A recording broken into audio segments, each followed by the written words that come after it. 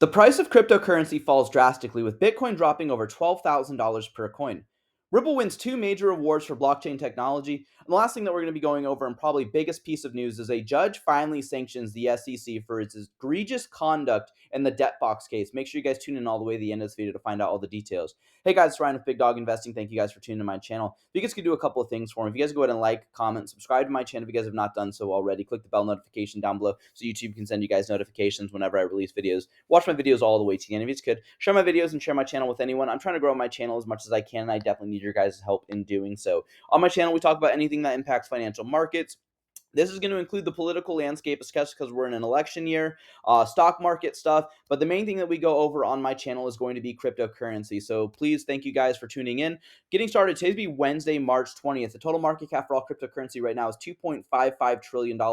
This is a 9.36% increase on the day today. So from my last video, we have dropped, but we are up on the day. But if we look at the price of Bitcoin right now, we are currently at $67,687, now up to 93. But if we look at the 7 day, because my last video was roughly about 4 days ago, we were trading at $73,000, and we have since retraced all the way down to $60,963. So this is just shy, or just a little over $12,000 decrease. Now we have since come back up and got some of that money back into the markets. Again, Bitcoin $67,716. If you're in greed index right now, we are at a 74. We are in the greed. We were in the extreme greed, but with the price of cryptocurrency dropping so drastically, and in my opinion, again, no financial advice, I do think that this was because a lot of people made some money in the markets. Again, Bitcoin was trading at $40,000 not too long ago. So from going 40,000 to $67,000, $73,000 per coin, people are going to be taking some profits along the way. Ethereum right now at $3,515, and XRP right now at 61.18 cents. Now, since we are over roughly about a 5% increase, the majority of our coins are going to be in the green. I don't even know if any are going to be in the red in the top 100. But if we look at the week, we are down on the week, like I said. But looking at our 7 day, we have so many. And again, for some reason, these meme coins, Flocky as our biggest gainer, 34%. Pepe is going to be 29.8%. And then we got Stacks right here up 28.9% increase. We got Ruin up also 29%. So these kind of fluctuate. But again, we're up, and everything in the market's going to be up right now. Getting into our news, though, the U.S. Supreme Court rules public can sue officials who block, mute them on social media. Now, in my opinion, I think that this needed to happen a long time ago. We saw a lot of suppression from people who wanted to voice their opinions for about certain events that went on over the past couple of years, where businesses were forced to shut down, people were forced to get something, otherwise they lost their jobs. So now we can finally start suing some of these individuals. In my opinion, I don't see that they're going to be able to get sued until after this ruling was done. So like anything from now on, nothing prior, in my opinion, based on this ruling. I'd have to look a little bit more into it. But this is finally nice to see that we can actually voice our First Amendment concerns here in the United States finally, without worrying about repercussions. Right here, breaking the 6% commission on buying and selling homes is gone. The National Association of Realtors announced a settlement with a group of home sellers agreeing to an end to landmark antitrust lawsuits, paying roughly $418 million in damages and limiting rules on commissions. So, in my opinion, I think a lot of people are going to be getting out of the real estate industry because of this. Obviously, a bunch of people were like, "Oh yeah, anybody can become a realtor. I just have to go through like a 3 month course. Sometimes it's even a weekend course, just depending on how aggressive. And then also if it's actually like a legitimate association or a real estate license place." But people getting 6% commission being a realtor, in my opinion, is ridiculous. But obviously, I do know some realtors, some family and friends that are. But in my opinion, there's realtors are still going to be around. They're needed to obviously look over documents, help people find specifics about houses. Like, I would like a house with a pool. Can you help me in this location? I only want this area. Stuff in this elementary or high school is what I'm looking for. So realtors are still going to be around, but in my opinion, it's going to be a flat fee rate. So individuals are going to make, $1,000 to $5,000 per house, because in my opinion, what's the difference between a regular realtor selling a $300,000, $400,000 house to the high-end realtors selling these multi-million-dollar houses? They do the exact same job, but because somebody wears a fancy suit and says that they are a high-end realtor, they're going to make a hundreds of thousands of dollars per home sale compared to your average realtor who's just helping mom and dads find houses for their kids in good areas, roughly getting about $5,000 to $6,000 for a house sale. In my opinion, I think that this is actually much needed and needed to happen a lot sooner. Now, Don Lennon has been complaining about his free speech being violated because X canceled his contract, but conveniently left out that he demanded a free Tesla Cybertruck, $5 million upfront payment, and an $8 million annual salary, an equity stake in X. If you guys don't know, that Elon Musk bought X out outright, so now he wants to take away some of that portion or percentage of his equity in X and give it to Don Lennon. The right to approve any changes in X policy as it relates to news content, a private jet flight to Las Vegas, a suite for him and his fiance, X to pay for their day drinking and massages. This is just insane. And then the New York Post did report this. In my opinion, completely ridiculous. All these demands for what? For you being a news reporter. In my opinion, you bring nothing to the table. Anyone can commentate like me right here. I'm commentating on a lot of this stuff. Do I get all of this stuff? Absolutely not. Right now, I don't make anything. I just appreciate all of your guys' support on my channel. NVIDIA, getting into our stocks, has just announced the Project Groot, a foundation model for humanoid robots designed to further NVIDIA's breakthrough work in robotics and embodied AI.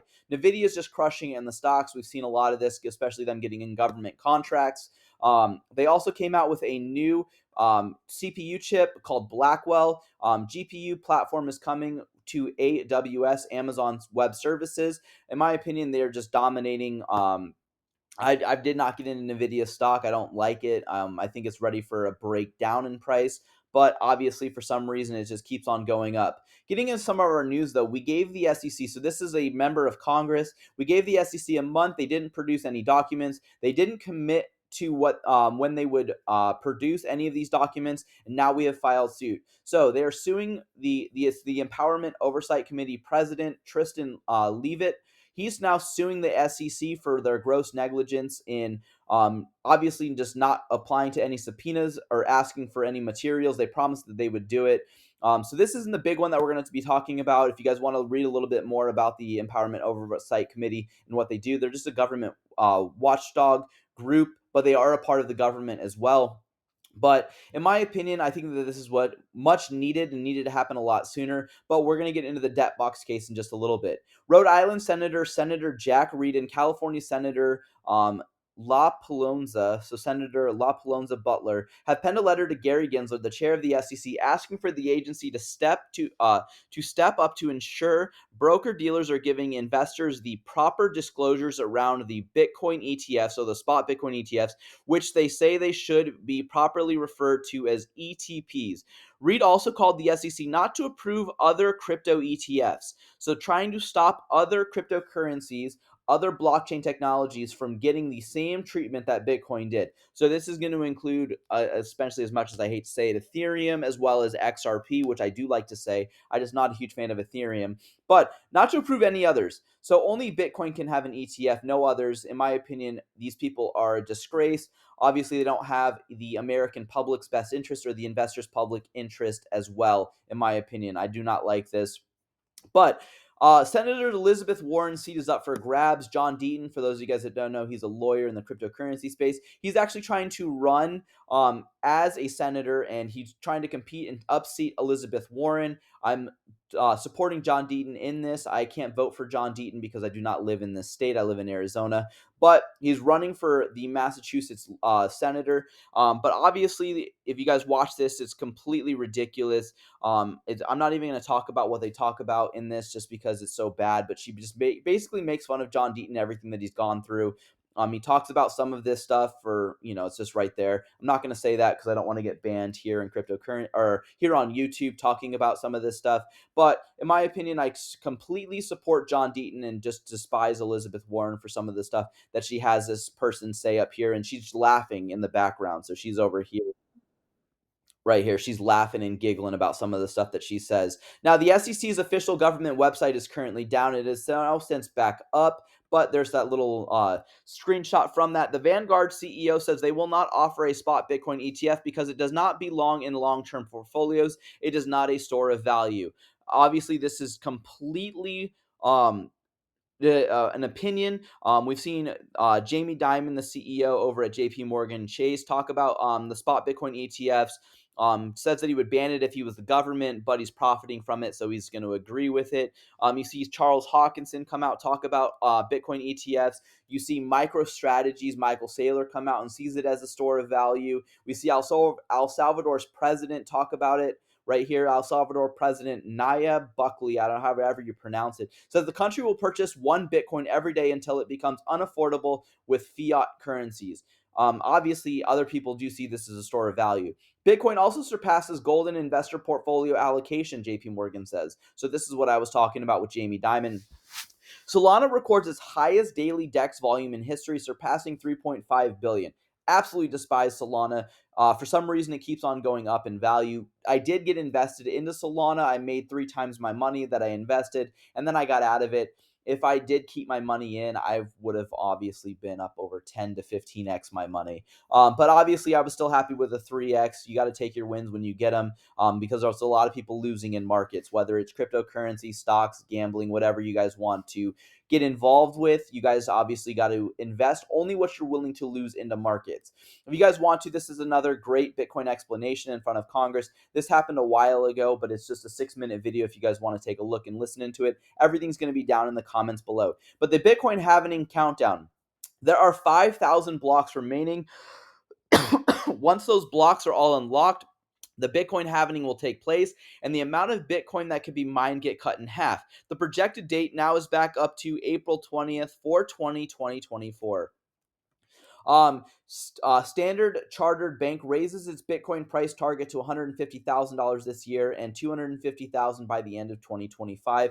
Just take this with a grain of salt. We're going to have a bunch of people coming out of the woodworks talking about what they see the price of Bitcoin going up to, trying to get people to FOMO into markets.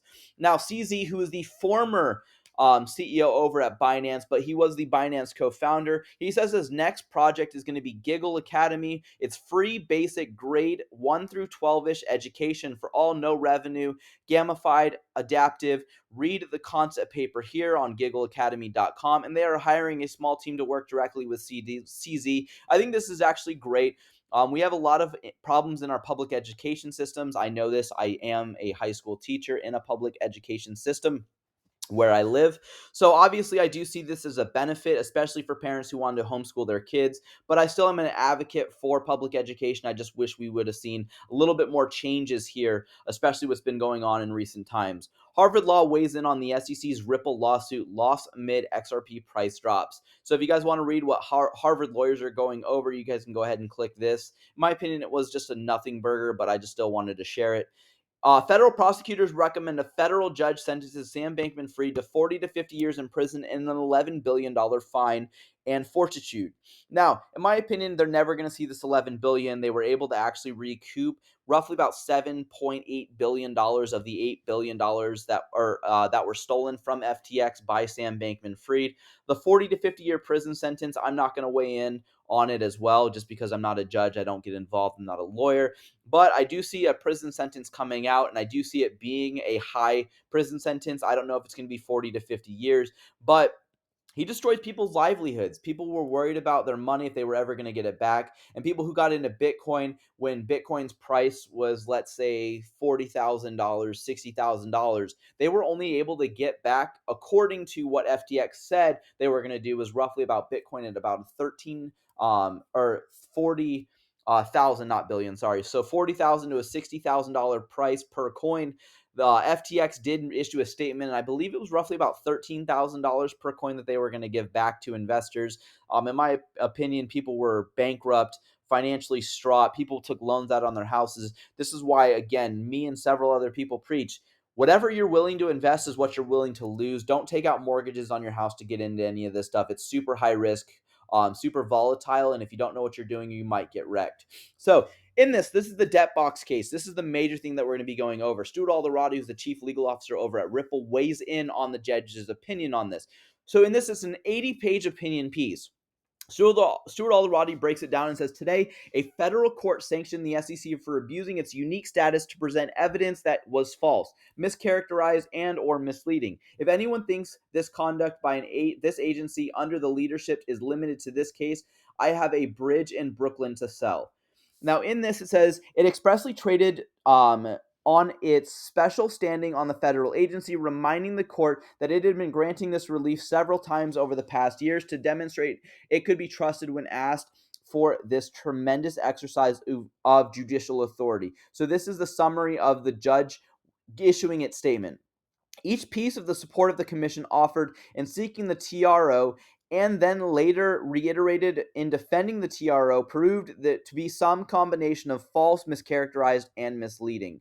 Now, if we want to break this down a little bit even further, Meta Lawman actually does break this down. It says, in this, the judge Debtbox case at issue is an 80-page opinion sanctioning the SEC for egregious misconduct in the court case.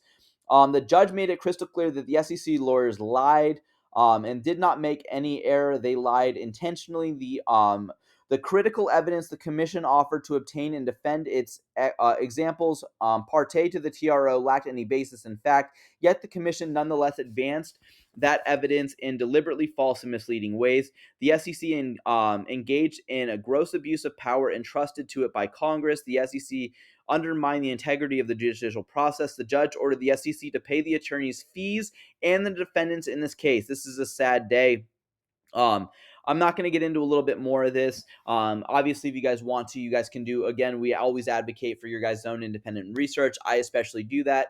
Don't take anything I say as fact. Obviously, most of this or all of this is fact, because a lot of these are actually lawyers here on X. They are actually practice in real life, being lawyers, and then they actually just summarize a lot of these court cases for us and break a lot of this down.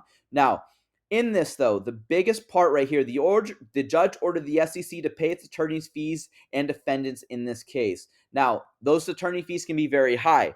Now, Patrick Mahenry, he is the member of Congress. He says that the Chair Gensler's enforcement team egregiously misconducts will have broad implications on the SEC's authority beyond its crypto crusade.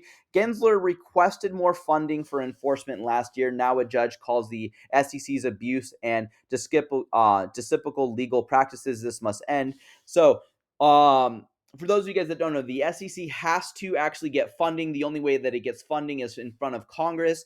So it gets funding by taxpayers. Now, in this, the judge ordered the SEC to pay the attorney's fees. So who's going to end up paying for that? You and me. Our taxpayer dollars are going to be going to pay for the SEC's gross misconduct in this case. Now, for those of you guys that just think that this is completely absurd, you guys are right, because now we are going to be responsible for the SEC. Obviously, it's gross abuse of power, gross crypto crusade, and obviously whatever else is going to be going on, because there are other court cases pending with the SEC. And obviously now other judges are going to look to this because other lawyers are going to be pointing out that the SEC has no ground to stand on, and they were actually sanctioned in another court case and going to use the Debtbox case as precedent. Dark Horse points out that Rosie Rios, I was wondering if you are still working for Ripple. I noticed that your Twitter X account, so Twitter and X, same concept, same thing, known as X, now formerly Twitter, has been cleared to only 320 posts. You do not follow Brad, Chris, or anyone on Ripple related, just the main Ripple account.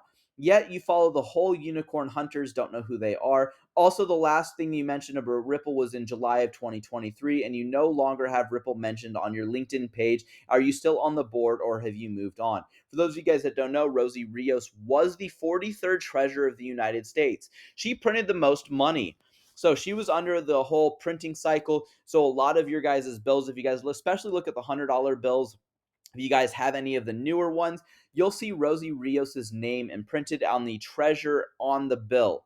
So in my opinion, if she's still following Ripple, I still think that she is still on the Ripple team. But she might not just be advocating for Ripple anymore. She might not be going out of her way, going to those speeches and conferences.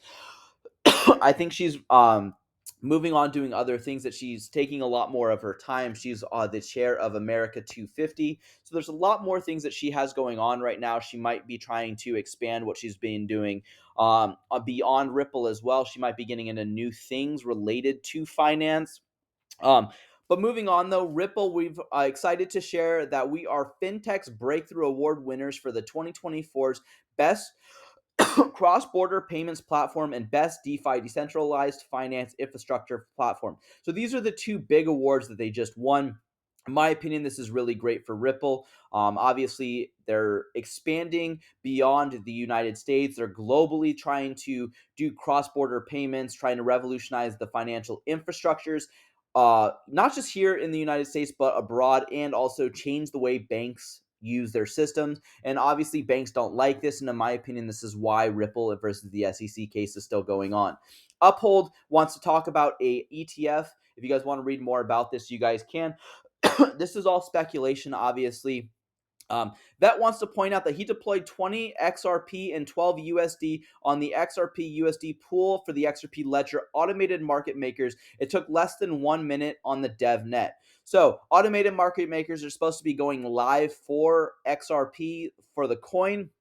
If you guys want to, you guys can actually lend your guys' XRP, and then obviously as the fees are being used or given back, that's what you guys receive. So depending on how much money you guys put into these pools, the more money you guys are going to reap. The less money you put in, the less money you guys are going to get back. Again, looking at automated market makers, we've talked a little bit more about this on my channel already. Crypto Erie wants to point out that the phase 2 is launched. The digital Hong Kong dollar pilot is exploring the potential programmability, tokenization, and more. Ripple is a participant in the sandbox with others such as Alipay and Bank of China and MasterCard Asia. So if Ripple's on this, I do see this as a huge benefit. Again, Ripple keeps on expanding globally. BRLA Digital is on a mission to advance Brazil's financial landscape with the BRLA token, a stablecoin pegged to Brazil's real. In my opinion, again, I do see this as a benefit. Sologenic, time to open up the world of DeFi for XRP and Solo holders. In partnership with the Corium official, so Corium token, the core token, Sologenic will be the first DEX to integrate the XRPL Corium bridge. In my opinion, again, just more reasons why XRP is doing very well. And then Pano says, there has been a discussion recently about why Circle hasn't issued USDC on XRPL yet. So I decided to email Circle and ask them directly, mentioning also how important it is for our project Andos to have USDC and UC or EURC on XRPL. This is their answer. Ripple, it's time to step in. So, hi Panos, thank you for reaching out. In regards to bringing USDC and EURC to new chains, Circle is consistently looking to expand where we bring USDC natively on chain. At this time, I do not have anything to share on any plans to bring USDC or EURC to the XRPL. Those are conversations that most likely Ripple would need to have directly with Circle. Best wishes. In my opinion, Ripple needs to step up a little bit. I do probably think that they have actually reached out to Circle and they're kind of just waiting until they can finalize a deal for this. But thank you guys for tuning into my video. If you guys can invest with the big dog, stay on the porch. Thank you guys and have a good one.